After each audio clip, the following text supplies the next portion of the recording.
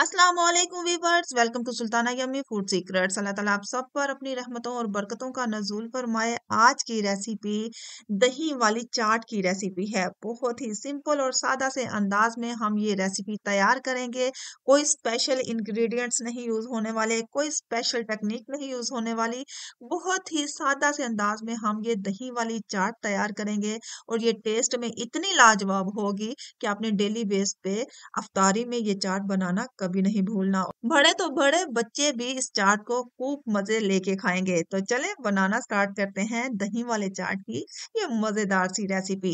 तो दही वाली चाट बनाने के लिए जनाब यहाँ पे मैंने लिया है एक बॉल और बॉल में मैंने हाफ पैकेट जो है ना वो फ्रेश क्रीम का डाल देना है। तो इसके बाद यहाँ पे मैंने 4 चम्मच जो है वो शुगर ली थी जिसको मैंने ग्राइंड कर लिया था, तो वो हमने यहाँ पे शामिल कर देनी है।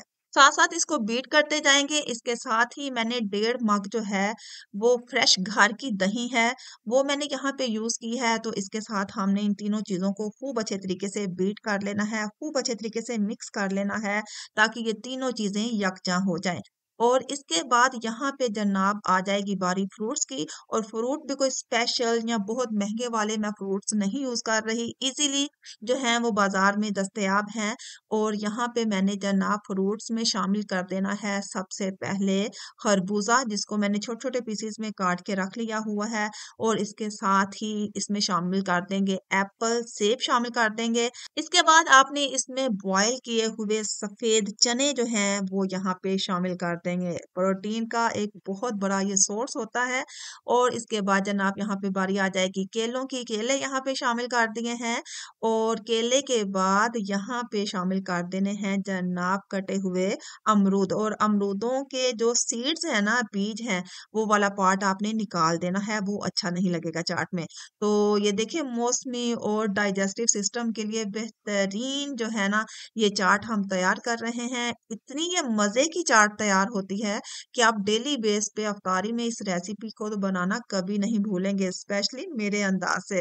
तो इसके बाद जनाब बारी आ जाती है टूटी फ्रूटी की। तो ये मैंने टूटी फ्रूटी इसके ऊपर स्प्रेड कर देनी है, ग्रीन एंड रेड।